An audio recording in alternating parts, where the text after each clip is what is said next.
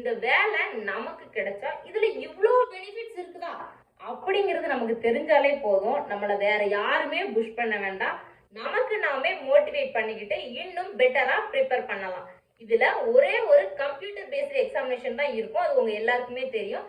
அதை கிளியர் பண்ணி நம்ம பிசிக்கல் டெஸ்டிங் கம்ப்ளீட் பண்ணிட்டோம் அப்படின்னாலே போதும். டாக்குமெண்ட் வெரிஃபிகேஷன், மெடிக்கல் எக்ஸாமினேஷன் எல்லாம் ஈஸியா கிளியர் பண்ணிடலாம். குரூப் டில நம்ம ஒரு போஸ்டிங் வாங்கிட்டோம் அப்படின்னா அங்க என்னென்ன மாதிரியான வேலைகள் நமக்கு கொடுப்பாங்க, அங்க இருக்கிற வேலையிலே எது ரொம்ப பெஸ்டான வேலை, அங்க இருந்துகிட்டே அடுத்த வேலைக்கும் நம்ம ட்ரை பண்ணலாமா அப்படிங்கிற முழு தகவலையும் இந்த ஒரு பதிவுல நம்ம பார்க்க போறோம். ஸோ ஸ்கிப் பண்ணாம வீடியோ முழுவதும் பாருங்க. 2019 வந்து அந்த குரூப் டில பிசிக்கல் டெஸ்ட்டுக்கு மொத்தம் 100 கேண்டிடேட்ஸை இன்வைட் பண்ணியிருக்காங்க அப்படின்னா அதுல 90 பேர் நார்த் இந்தியன்ஸும் 10 பேர் தான் தமிழ் பசங்க இருந்திருக்கிறாங்க.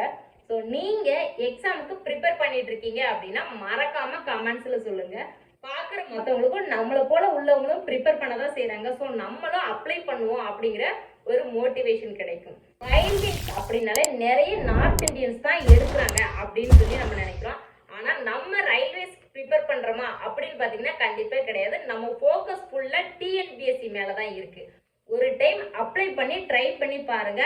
உள்ள போனீங்க அப்படின்னா தான் ரயில்வேஸ்ல என்னென்ன நன்மைகள்லாம் இருக்குது அப்படிங்கிறத தெரிஞ்சுக்க முடியும். முதல்ல குரூப் டி எக்ஸாமுக்கு அப்ளை பண்ணி ரயில்வே எம்ப்ளாயியா மாறுங்க. அதுக்கப்புறம் உங்களோட கன்வீனியன்ட்டை பொறுத்து அங்க இருந்துட்டே ஹை லெவல் போஸ்டிங்கும் ட்ரை பண்ணுங்க.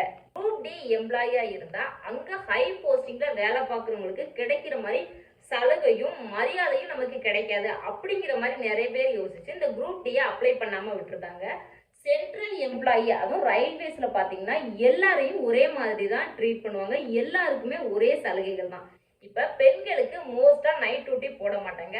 ஒருவேளை போட்டே ஆகணும் அப்படிங்கிற மாதிரி சிச்சுவேஷன் வருது அப்படின்னா அவங்களோட சேஃப்டிக்கு இம்பார்ட்டன்ஸ் கொடுத்து எந்த மாதிரி ஒர்க் கொடுத்தா அவங்க வந்து பாதுகாப்பா ஒர்க் பண்ண முடியும், எந்த பிளேஸ்ல அவங்கள இந்த வேலையை பார்க்க விடலாம் அப்படிங்கறது எல்லாத்தையுமே யோசிச்சு அதுக்கு ஏற்ற மாதிரி தான் ஒர்க் கொடுப்பாங்க.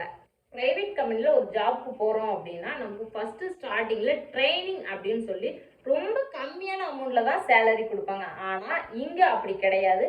நீங்க எந்த டேட்ல ஜாயின் பண்றீங்களோ அப்பத்துல இருந்து உங்களுக்கு எவ்வளவு சேலரி ஃபிக்ஸ் பண்ணிருக்காங்களோ அதுல இருந்து ₹1 கூட குறையாம உங்களுக்கு எக்ஸ்ட்ரா அலவன்ஸ் எல்லாமே சேர்த்து கிடைச்சிரும். இப்ப டிஎன்பிஎஸ்சி ப்ரிப்பேர் பண்றவங்களுக்கு இந்த மாதிரி கிடையாது. அவங்க எக்ஸாமுக்கு ப்ரிப்பேர் பண்ணும்போது அவங்களுக்கு நிறைய போட்டிகளும் அதிகம். அது மட்டும் இல்ல, ஒருவேளை வேலை கிடைச்சு அவங்க போயிட்டா கூட அவங்களுக்கு இங்க கிடைக்கிற மாதிரி நிறைய சலுகைகள் கிடைக்காது. அவங்க குழந்தைகளுக்கு இடஒதுக்கீடு, தனி ஹாஸ்பிட்டல், அந்த மாதிரி எந்த விதமான சலுகைகளும் பாத்தீங்கன்னா டிஎன்பிஎஸ்சில கிடையாது. ஆனா மத்திய அரசோட ரயில்வேஸ்ல எம்ப்ளாயிஸ அந்த அளவுக்கு கேர் பண்ணி பாத்துக்கிறாங்க.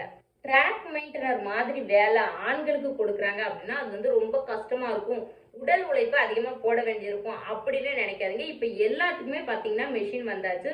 ஸோ போய் மெஷினை ஆன் பண்றதா உங்க வேலையா இருக்கும். குரூப் டிக்கு அப்ளை பண்ணிட்டு ஒரு சிலர் எக்ஸாமுக்காக ப்ரிப்பேர் பண்ணிட்டு இருப்பீங்க.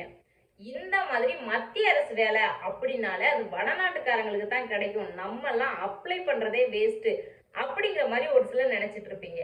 இந்த குரூப் டிக்கு நீங்க அப்ளை பண்ணி கம்ப்யூட்டர் பேஸ்டு எக்ஸாமினேஷனை கிளியர் பண்ணி போஸ்டிங் வாங்கிட்டீங்க அப்படின்னா என்னென்ன பெனிஃபிட்ஸ் எல்லாம் உங்களுக்கு கிடைக்குது, நீங்க ஒரு மத்திய அரசு எம்ப்ளாயியா இருந்தீங்க அப்படின்னா உங்க ஃபேமிலிக்கும் உங்களோட குழந்தைகளுக்கும் என்னென்ன சலுகைகள்லாம் இதன் மூலமா கிடைக்குது.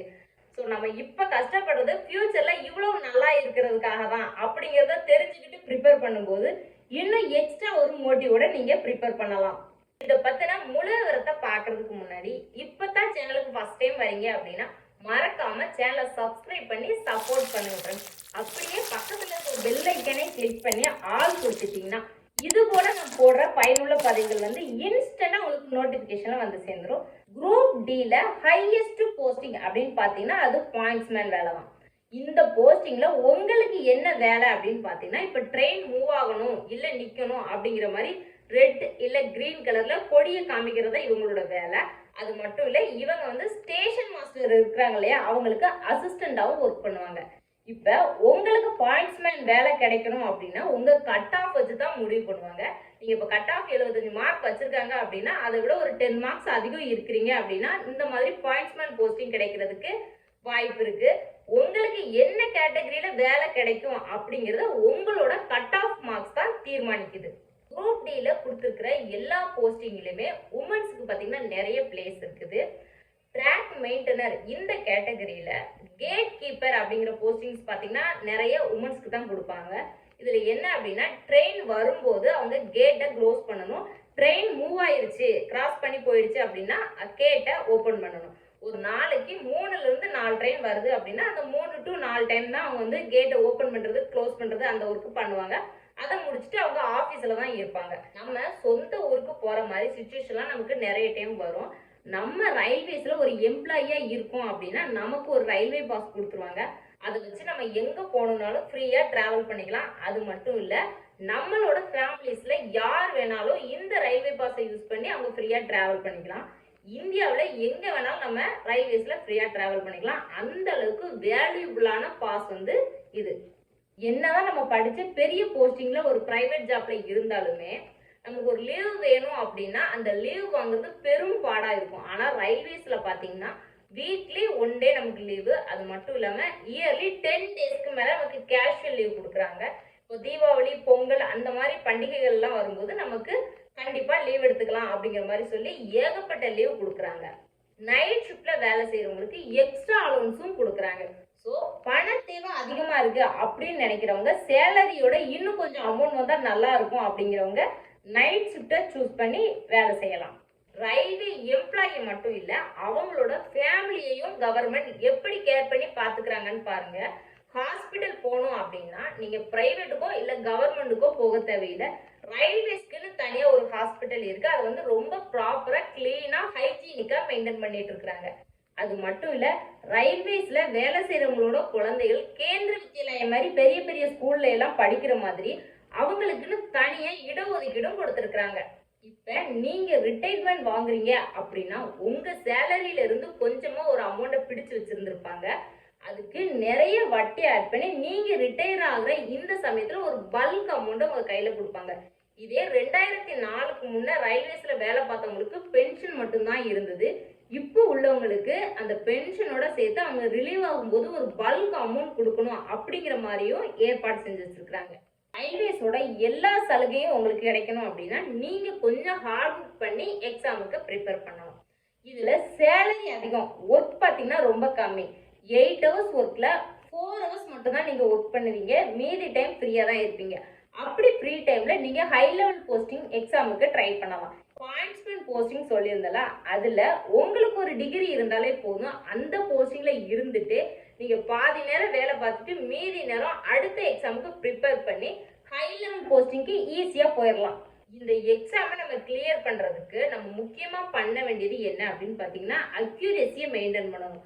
எக்ஸாம்ல நமக்கு நெகட்டிவ் மார்க்ஸ் இருக்குது அப்படிங்கிறதுனால தெரியாத ஆன்சரை நம்ம டிக் பண்ணக்கூடாது. நம்ம என்ன கொடுக்குறோமோ அது நமக்கு நல்லா தெரிஞ்சா மட்டும் அந்த ஆன்சரை டிக் பண்ணணும்.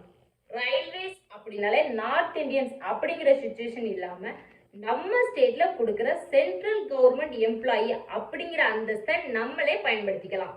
ரயில்வே குரூப் டி எக்ஸாமுக்கு அப்ளை பண்ணாதவங்களா இருக்கீங்க அப்படின்னா உடனே போய் அப்ளை பண்ணுங்க. அப்ளை பண்ணிட்டு எக்ஸாமுக்கு தயாராகிட்டு இருக்கீங்க அப்படின்னா நீங்க இந்த எக்ஸாமை கிளியர் பண்ணி சென்ட்ரல் கவர்மெண்ட் எம்ப்ளாயியா ஆகுறதுக்கு என்னுடைய வாழ்த்துக்கள். இந்த மாதிரி எக்ஸாம் ப்ரிப்பேர் பண்ணிட்டு இருக்க நண்பர்களுக்கோ இல்ல அப்ளை பண்ணவா வேணாவா அப்படின்னு யோசிச்சுட்டு இருக்கிற நண்பர்களுக்கோ நம்ம பார்த்த இந்த தகவல் பயன்படும் அப்படின்னு நீங்க நினைச்சீங்கன்னா மறக்காம வீடியோவை ஷேர் பண்ணுங்க. வீடியோ பிடிச்சிருந்தா லைக் பண்ணுங்க. நீங்க கொடுக்குற ஒவ்வொரு லைக்கும் எங்களுக்கு அடுத்தடுத்து வீடியோ போடுறதுக்கு இன்னும் மோட்டிவேஷனா இருக்கும். அப்படியே சேனலை சப்ஸ்கிரைப் பண்ணி சப்போர்ட் பண்ணுங்க ஃப்ரெண்ட்ஸ். இது போல ஒரு பயனுள்ள பதிவோட அடுத்த வீடியோல உங்களை வந்து நான் சந்திக்கிறேன். தேங்க்ஸ் ஃபார் வாட்சிங்.